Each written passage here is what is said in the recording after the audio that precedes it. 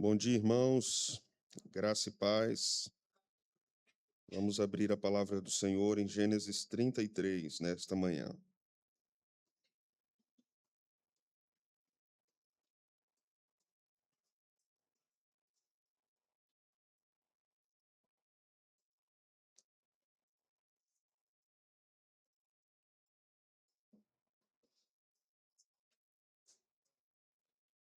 Hoje, finalmente, veremos o encontro de Jacó com seu irmão Esaú. Por isso, leremos todo o capítulo 33.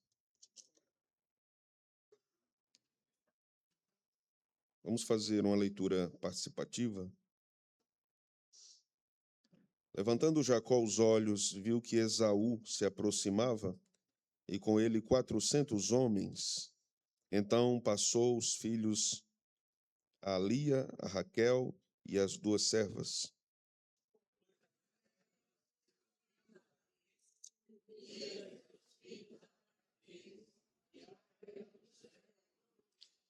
E ele mesmo, adiantando-se, prostrou-se à terra 7 vezes, até aproximar-se de seu irmão.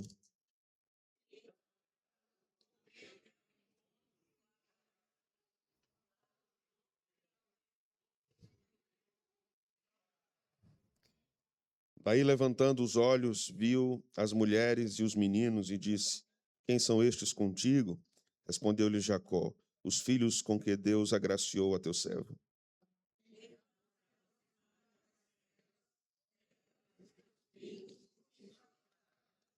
Chegaram também Lia e seus filhos e se prostraram. Por último, chegaram José e Raquel e se prostraram.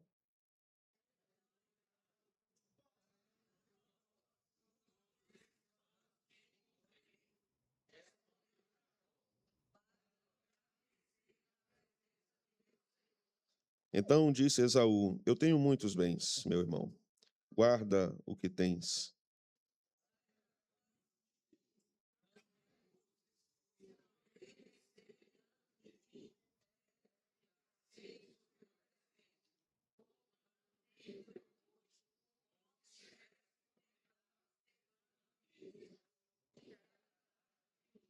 Peço-te, pois, recebe o meu presente que eu te trouxe, porque Deus tem sido generoso para comigo e tenho fartura, e estou com ele até que o aceitou.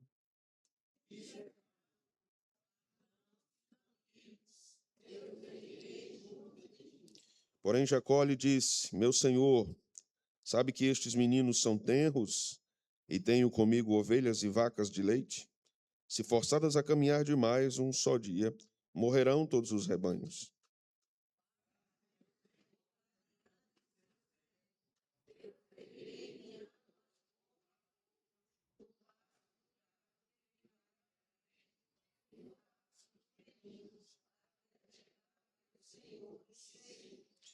Respondeu Esaú: Então permite que eu deixe contigo da gente que está comigo?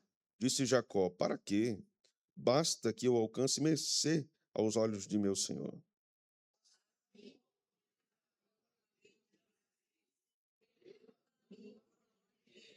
E Jacó partiu para Sucote e edificou para si uma casa e fez palhoças para o seu gado. Por isso o lugar se chamou Sucote.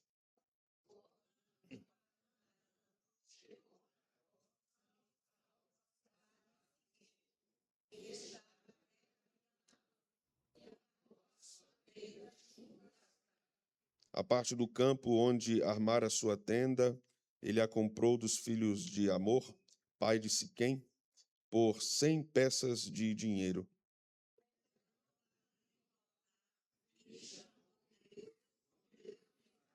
Amém. Deus seja louvado pela sua palavra. Senhor, fala-nos pela palavra revelada.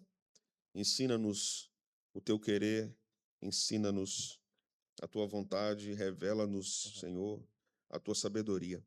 É o que nós te oramos nesta manhã, no nome de Cristo Jesus. Amém. Podem sentar, irmãos. Nas semanas antecedentes, vimos como Deus tratou com Jacó e encontrou-se com ele e fez a Jacó tanto bem por conta destes encontros. Nesta manhã, nós vamos continuar nossas peregrinações em Gênesis e agora chegamos finalmente ao encontro de Jacó e Esaú. Vimos que Deus havia encontrado-se com Jacó em Betel, em Manaim, em Peniel, e vimos o que Deus fez no coração deste homem. Nesse texto, nós vamos perceber algo muito interessante, que mesmo tendo tido grandes experiências com Deus e tendo da parte de Deus uma ação maravilhosa para a transformação do seu coração, o velho Jacó ainda morava lá dentro de Israel. O velho homem astuto, temeroso de outros homens, ainda morava dentro do coração de Israel. Paulo vai nos dizer que há uma luta em nós entre a carne e o espírito, que há uma luta interna no nosso coração, que mesmo uma vez redimidos, nós continuaremos lutando contra as tentações vindas da carne, do mundo e do diabo. Nós vamos perceber que mesmo depois de todas aquelas grandiosas experiências com o Senhor, Jacó mais uma vez cai, mais uma vez mente, mais uma vez engana, mais uma vez prefere, mais uma vez é injusto. Como pode isso acontecer na vida de um crente que teve grandes experiências com Deus? Esta passagem nos mostrará isso. Vimos nos dois últimos sermões que há problemas que não causamos, há problemas que são causados e nós somos inseridos neles. Como vimos o caso de Jacó na casa de Labão. Jacó não foi o protagonista de toda aquela problemática na casa de Labão. Mas nós temos aprendido também, meus irmãos, que existem problemas que nós somos a sua causa. Existem problemas que não causamos, mas existem problemas que nós somos a sua causa, que nós somos os protagonistas disso. E devemos, igualmente aos outros, aos primeiros, aprender a lidar com eles da melhor forma possível, sob a orientação do Senhor. Vimos que Jacó ora com base na aliança que Deus tinha com ele, pede a Deus em oração que guarde sua família, seu povo e a sua própria vida do seu irmão. Ele temia esse encontro com Esaú, visto que Esaú havia tido um propósito no passado, há 20 anos, de matá-lo. Mas vimos também como Deus graciosamente encontra Jacó, consola Jacó, fortalece Jacó. Mas nesse capítulo lemos que Jacó se comporta mais uma vez desastrosamente por conta do seu desespero. Então, um crente aqui que teve grandes revelações do Senhor, por conta do seu medo, pode agir como se Deus nunca tivesse falado com ele, nunca tivesse instruído, nunca tivesse guardado, nunca tivesse abençoado. Foi o caso de Jacó. Aqui nós veremos 3 pontos importantes. Primeiro, Jacó deveria andar conforme a vontade de Deus. Segundo, a vontade de Deus, não de acordo com as suas tramas. Segundo, Jacó deveria testemunhar o que Deus havia feito em sua vida. Deveria testemunhar isso a Esaú. Não deveria suplicar a Esaú o favor de viver, de deixá-lo vivo. Jacó tinha temor de homens no seu coração, na prática acreditando que o destino de sua vida estava na mão de Esaú e não na mão de Deus. Terceira coisa, Jacó promete e não cumpre. Jacó mente, mais uma vez. Vejamos do verso 1 ao verso 7. Aqui Jacó deveria andar conforme Deus havia dito. Nos diz a Escritura que Jacó, ao ver Esaú vindo com 400 homens, faz algo impressionante. Veja só, no começo do texto. Levantando Jacó os olhos, viu que Esaú se aproximava. Imagine que essa frase está construída em cima de um contexto emocional muito peculiar e muito importante para o entendimento da narrativa no coração de Jacó. Imagine que Jacó estava vendo, possivelmente, o seu irmão / assassino vindo em sua direção. Lembremos que quando Jacó envia mensageiros a Esaú, que diz que Jacó queria encontrar-se com ele, Esaú não diz uma palavra sequer, só diz que estava indo ao encontro de Jacó com 400 homens. Esaú não dá nenhuma palavra favorável ao encontro com Jacó. Ele apenas diz, tudo bem, nós vamos nos encontrar, e eu não vou sozinho, eu vou com um exército de 400 homens. Não eram 4, não eram 40, eram 400 homens.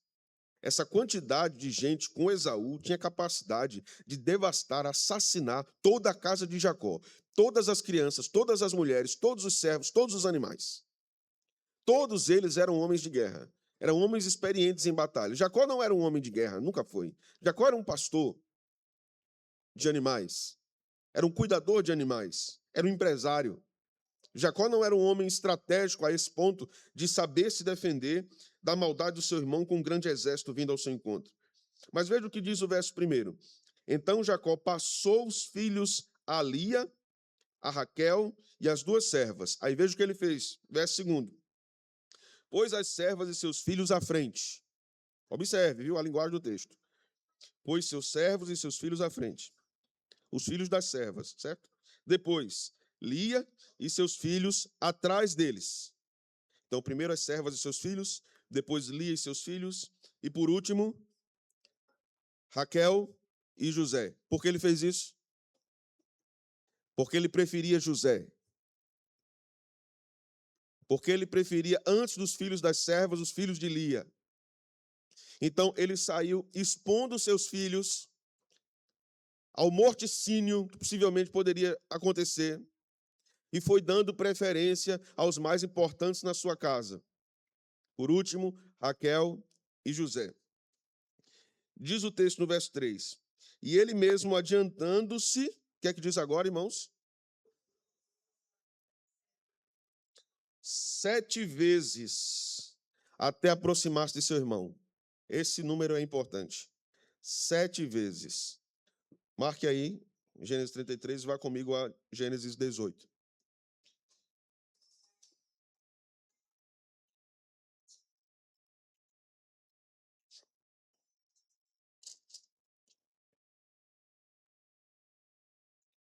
Versículo 1 e 2 do capítulo 18. Relembrando o contexto, aqui o Senhor aparece a Abraão, e é uma revelação muito importante para Abraão aqui, uma teofania. Nós passamos por este capítulo. O texto diz o seguinte: apareceu o Senhor a Abraão nos carvalhais de Manre, quando ele estava sentado à entrada da tenda, no maior calor do dia. Quem apareceu a Abraão, irmãos? Deus, o Senhor. Verso 2. Levantou ele os olhos, olhou, e eis 3 homens de pé em frente dele. Então, Deus aparece a Abraão nas pessoas dos homens, que eram anjos, certo? Deus se revela através deles. O texto continua. Vendo-os, o que é que diz agora?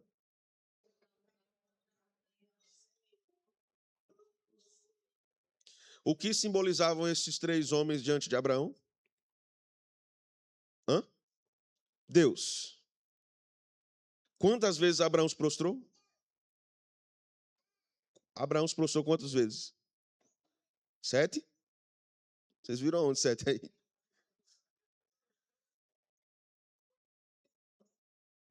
Olha o que diz o texto. E disse: Senhor meu, se acho mercê com tua presença, rogo-te que não passes do teu servo. Traga-se um pouco de água, lavai os pés e repousai debaixo da árvore. E Abraão começou a servir os anjos. Quantas vezes Abraão se prostrou diante dos anjos? Uma. Quantas vezes Jacó se prostrou diante de Esaú? Tem alguma coisa de errado, não tem, irmãos? O costume no mundo antigo era você se dobrar diante de uma autoridade uma única vez, não 7. A ação de Jacó é uma ação bajuladora, cheia de medo, diante do seu irmão. Não era uma ação respeitosa, era uma ação bajuladora, cheia de medo. Lembre-se que Jacó havia preparado um presentinho para o seu irmão. Muitos animais para agradá-lo. Agora veja o que o texto diz, o texto é muito interessante em comparação a Gênesis 18, porque o texto diz o seguinte, no verso de número 4. Então Esaú correu-lhe ao encontro e abraçou-o, e arrojou-se-lhe ao pescoço, e o beijou, e choraram. Daí, levantando os olhos, viu mulheres, os meninos, e disse, quem são estes contigo? Respondeu-lhe Jacó, os filhos que Deus agraciou a teu servo. Então, todo mundo foi se aproximando e se prostrando diante dele, né? Quando nós voltamos aqui o texto até o capítulo 32, observe comigo aqui o capítulo 32.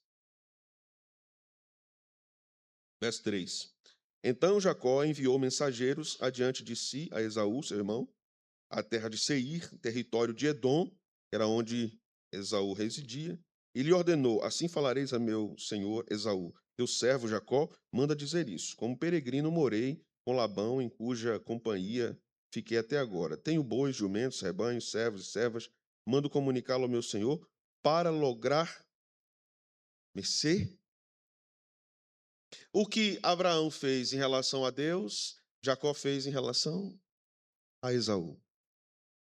A reverência que Abraão teve para com Yahvé, Jacó estava tendo para com o seu irmão. Na visão de Jacó, agora neste episódio, Esaú tinha o poder da vida e da morte. Esaú tinha o poder da bênção ou da maldição. Esaú tinha o poder de preservar sua vida ou destruir completamente sua vida. Mas o texto nos fala algo impressionante aqui e muito bonito. Veja o que o texto diz, mais uma vez, no verso 4. Então Esaú correu-lhe ao encontro, e o que foi que ele fez, irmãos? Abraçou seu irmão, lançou-se-lhe ao pescoço, beijou, e os dois choraram. Primeiro a gente fica com medo do que Esaú vai fazer, porque ele não diz nada. E agora ele abraça e chora junto com seu irmão. Percebe que, no conjunto das narrativas, há uma coisa muito estranha acontecendo? Há amor, mas será que é amor sincero? Sabe aqueles irmãos que se amam, mas também se devoram? Eles se gostam, mas também desconfiam do outro. Eles se abraçam com um olho no pastor e o outro no culto. É o que está acontecendo aqui. E Jacó estava muito cismado com seu irmão. Veja que a fala de Esaú deve chamar nossa atenção. E diz o texto que ele olha para toda a casa de Jacó e pergunta de bom grado, quem são esses contigo? Então Jacó respondeu, esses são os filhos que Deus deu ao teu servo. Ou seja, a bênção de Deus sobre a minha casa, meu irmão, está diante dos teus olhos. Então todos foram se aproximando vagarosamente a partir do versículo 6 e foram se apresentando a Esaú. Aí o texto diz no verso 8, perguntou Esaú, qual é o teu propósito com todos estes bandos que encontrei? Jacó respondeu, mais uma vez, para lograr mercê. Eu quero a sua graça, eu quero a sua bênção, meu irmão. Tudo está organizado assim porque eu quero a sua bênção. Meus irmãos, Jacó deveria ter demonstrado o cuidado de Deus com a sua família. Pelo contrário, ele demonstrou medo. Havia uma organização, de fato, mas uma organização baseada no medo, não na proteção. Ele foi ordenando a sua casa por nível de preferência, preferindo filhos em detrimento de outros. Meus irmãos, dificuldades, perigos, sofrimentos, temores e perturbações podem nos açoitar e irão nos açoitar, mas eles não são o Senhor. Nossos medos não podem se agigantar sobre nós como se fossem o Senhor. O livro de Provérbios nos diz, o temor do Senhor é o princípio da sabedoria. Logo, a contraparte disso é que o temor das circunstâncias e o temor dos homens é o princípio da tolice, irmãos. É o princípio da tolice. É a Deus que devemos temer. Não tema a homens, tema a Deus. Deus governa absolutamente, devemos tratar todos os homens com respeito, mas somente Deus é digno de temor. E o temor a Deus nos torna sábios. Quem tem o governo do mundo? Deus. Quem tem o governo dos reis? Deus. Quem tem o governo do seu coração? É Deus. Quem tem o governo dos seus sentimentos? É Deus. O medo, a angústia e a sua incerteza são governados por Deus? Ouça, Deus encontrou Jacó em Betel, em Manaim e em Peniel. A casa de Deus, o acampamento de Deus e a face de Deus. O significado desses encontros. Perceba que o significado das 3 palavras simbolizam um encontro pessoal e íntimo com Jacó. Ainda assim, ele tinha temor de homens, temor de Esaú. Crentes podem ter tido um vivo e real encontro com Deus e ainda assim serem vencidos pelo medo e a insegurança. Há muitos crentes frágeis, temerosos, trôpegos, vacilantes, porque seus corações são cheios de medo. E mesmo tendo tido um grande encontro ou grandes encontros com o Senhor na jornada, eles ainda são tomados por muito medo. Ouça, sua segurança não está em pessoas ou em coisas. Sua segurança não está em situações favoráveis. Sua segurança está apenas em Deus. Deus é a sua fortaleza. Não as circunstâncias e não as pessoas. É Deus que manda corvos para alimentar o profeta. É Deus que multiplica o azeite e a farinha. É Deus que multiplica pães e peixes. É Deus que levanta um Tito para consolar Paulo. É Deus que abre as celas para Pedro sair da prisão. Então, temeremos a quem, irmãos? A quem temeremos? Se Deus é por nós, quem será contra nós? Se Deus é por nós, quem será contra nós? O verso 8 continua nos mostrando, então, que aqui temos uma grande oportunidade de verdadeira reconciliação. Veja, depois de Jacó dizer qual era o seu propósito, no verso de número 10, o texto diz assim: mas Jacó insistiu. Ou melhor, verso 9 diz assim: então disse Esaú: eu tenho muitos bens, meu irmão, guarda o que tens. Ou seja, eu não quero suas coisas. Pode ficar com elas para você. Eu não preciso. E Jacó insiste, insiste, insiste, insiste, até que Esaú diz: tá bom, eu não preciso, mas você quer dar? Imagine, veja que cena linda. Um irmão vai na casa do outro, uma casa boa, grande, arejada, bonita, e um irmão diz assim ao outro: meu irmão, eu quero lhe dar um presente, eu quero lhe dar R$ 1.000.000. Não, meu irmão, eu não preciso. Veja que disputa maravilhosa. Não preciso, meu irmão, eu não quero, eu não preciso. Não, meu irmão, mas eu quero lhe dar R$ 1.000.000, eu quero lhe dar, eu posso lhe dar. Não, mas eu não precisa. Imagina só, se fosse hoje, ô meu irmão, eu queria lhe dar R$ 1.000.000. Ô meu irmão, Deus te abençoe, Deus é maravilhoso na minha vida. Deixa Deus te usar, meu irmão. Tu és um instrumento da parte de Deus para mim. Tu és resposta das minhas orações, meu irmão. Ô, glória, né? R$ 1.000.000, um milhãozinho assim, do nada, né? Aparecer, né? Pelo contrário, né? As mensagens dos irmãos são diferentes, né? Olha, faz um pix aí para mim. O texto nos diz o seguinte, veja só o verso de número 11. Aqui começa uma parte muito interessante. Peço-te, pois, recebe o meu presente que eu te trouxe, porque Deus tem sido generoso para comigo e tenho fartura, e estou com ele até que eu aceitou. Disse Esaú, então: partamos e caminhemos, eu seguirei junto de ti. Tudo certo. Deu o presente, Esaú recebeu, e aí Esaú disse assim: então vamos embora, né? A gente vai junto. Meus homens, sua família, nós vamos conversando. Jacó não gostou da ideia. Jacó não gostou da ideia. Por quê? Jacó estava com medo. O texto continua dizendo assim: porém Jacó lhe disse, verso 13: meu senhor, imagina a voz de Jacó aqui. Meu senhor, sabe que estes meninos, colocou a culpa na molecada, estes meninos são tenros, eles andam devagar. Você sabe, uma criança andando, né? Jovens andando, é um negócio, principalmente adolescente, né? Quase não tira o pé do chão. E tenho comigo ovelhas e vacas de leites. Se elas forem forçadas a andar demais, elas vão morrer. Agora aqui era conversador, viu? E aí o verso 14 diz assim: passe meu senhor adiante de seu servo, eu seguirei guiando-as pouco a pouco, no passo do gado, que me vai à frente, e no passo dos meninos, até chegar a meu senhor em Seir. Jacó disse que ia para onde? Seir. Para onde? Quem é que morava em Seir? Esaú. Para onde Esaú estava indo? Seir. Então a ideia era: nós vamos juntos. A conversa de Jacó foi assim: meu irmão, o meu transporte é mais lento, o seu é mais rápido. Você vá na frente, eu vou chegar lá.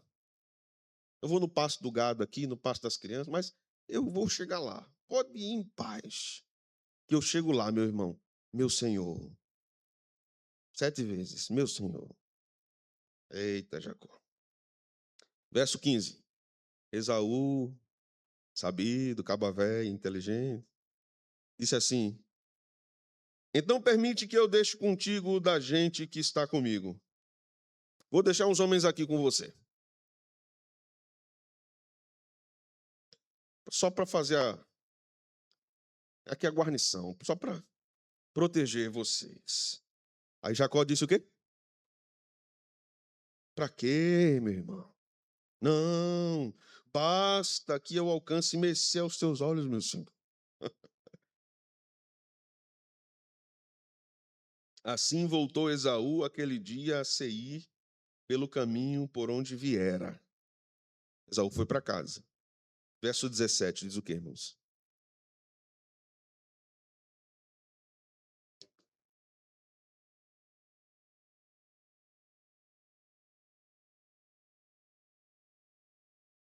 Ele disse a Esaú que ia para onde? Para onde ele foi? Mentiu de novo.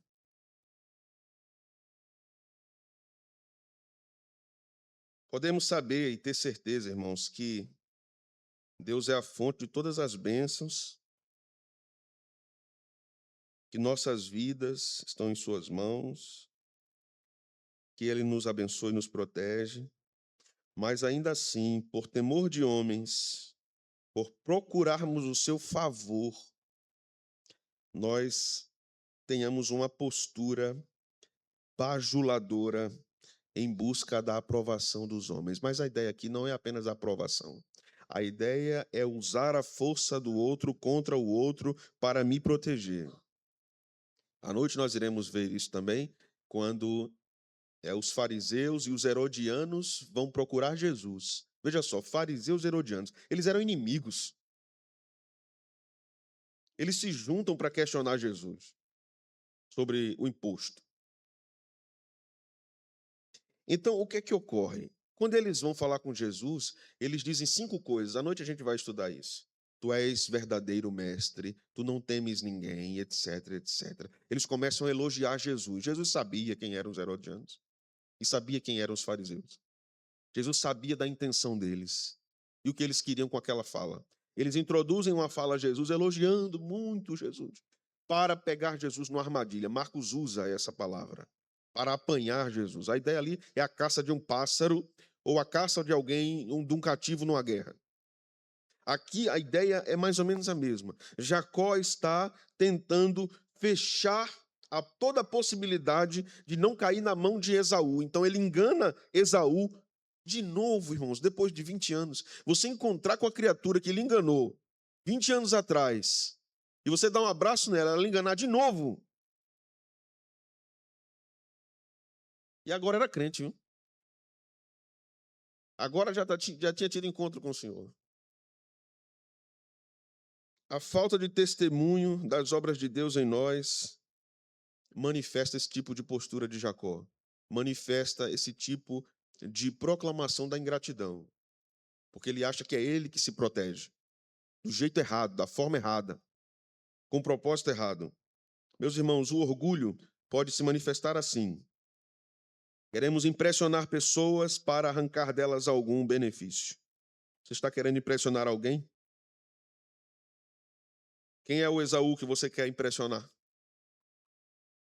Com presentes, com linguagem, com elogios, prostrando-se 7 vezes.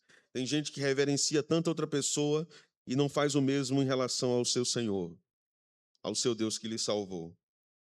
Você tem desejado a aprovação de homens em detrimento da aprovação de Deus? Suas ações em busca de aprovação humana têm desonrado a Deus, meu irmão?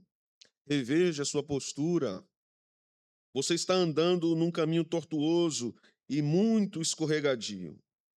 Os velhos pecados voltaram aqui à tona na vida de Jacó. Aprendamos isso aqui. Podemos ter encontros reais, verdadeiros com Jesus. Mas se nós não vigiarmos, os velhos hábitos retornam, irmãos. Retornam. E com muita força. Porque Jacó precisava mentir, irmãos. Tudo não estava resolvido. Deus não havia o assegurado que ele voltaria para a sua terra. Lembram do que Deus disse? Você voltará para a sua terra. Deus havia dito. Quem era que podia impedir o que Deus havia dito? Isso é uma manifestação de desconfiança que Jacó tinha do próprio Deus, ou no mínimo, de adequar todo o percurso à sua perspectiva de segurança. Ao que tudo indica, Jacó estava aqui apavorado, então usa a mentira para se proteger. Há 2 questões aqui que nós devemos considerar.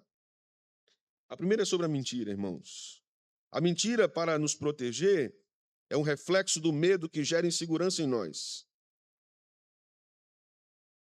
Jacó teve medo, mas depois de encontrar-se com seu irmão, ser abraçado e beijado por ele, esse medo não arrefeceu, acentuou-se. Porque ele achava que seu irmão o mataria. Engraçado, quando Esaú diz assim, então eu vou embora e vou deixar uns homens aqui. Não, para quê? Precisa não, rapaz. Você não quer ir não com seus homens? Não, a gente vai aqui no Passo do Gado, tá tudo certo. Ô, meu irmão, você tem andado assim no Passo do Gado, irmão? Em vez de ir para CI, você está indo para Sucote, está fazendo morada lá. Eu vou e não vai. Marca e não cumpre.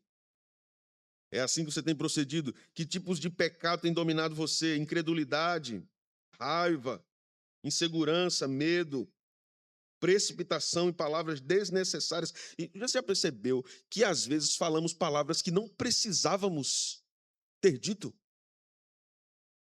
E nós nos comprometemos com aquilo?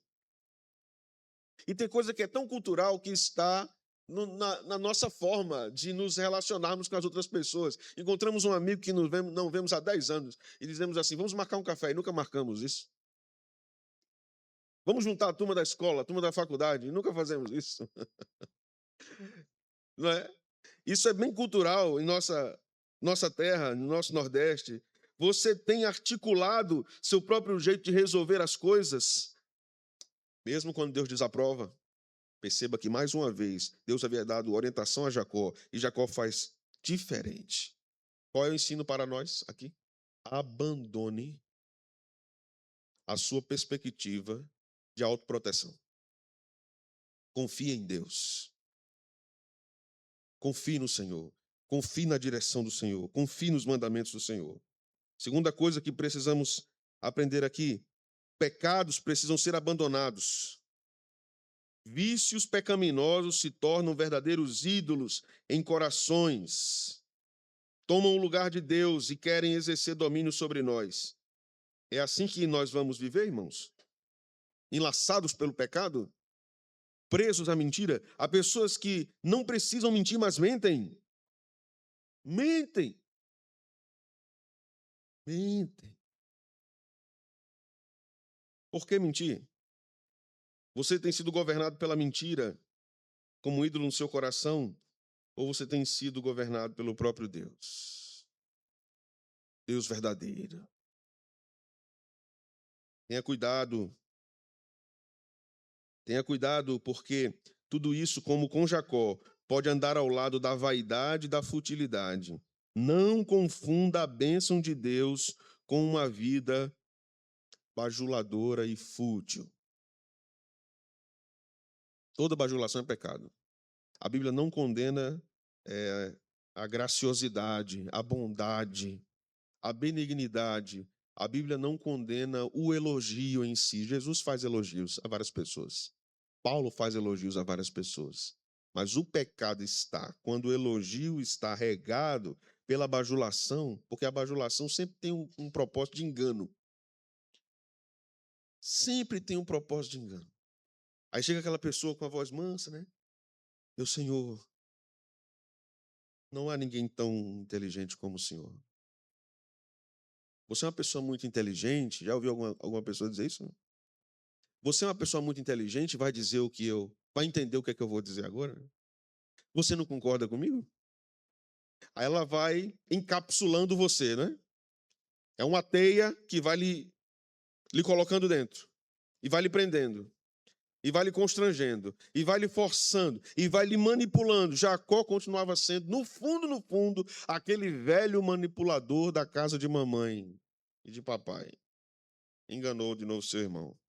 Jacó era um homem amadurecido. Há pecados que nos tentarão em toda a nossa jornada na vida, da juventude até a idade avançada. Tenhamos cuidado com isso. Tenhamos cuidado com isso.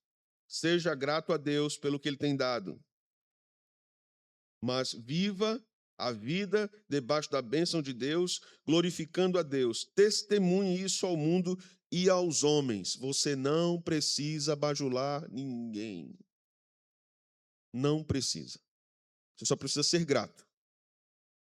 Jacó podia muito bem ter dito: meu irmão, eu louvo a Deus por ter te encontrado depois de tantos anos. Me perdoe. Me perdoe pelo que eu fiz. Percebe que isso não acontece aqui? Não acontece. A roupa suja não foi lavada. Foi aquele velho, vamos deixar para lá. Vamos deixar isso para lá, vamos prosseguir. Olha, deixar para lá e não tratar não é sábio.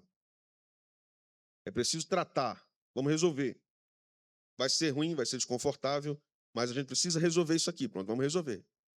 Eu peço perdão, porque eu fiz isso. Você me perdoa, meu irmão? Está perdoado, meu irmão? Vamos para frente. Tá certo, então vamos para frente.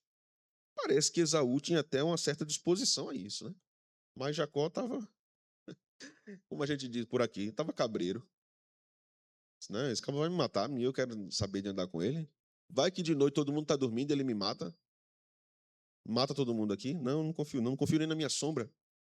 Quanto mais em Esaú. Confiemos em Deus. Resolvamos o que precisa ser resolvido. Com as pessoas que nós sabemos quem são. Procure estas pessoas. Seja verdadeiro. Se há de confessar alguma coisa, faça isso. Peça perdão sem justificar-se. Se há perdão de outra parte para você, amém. Prossiga.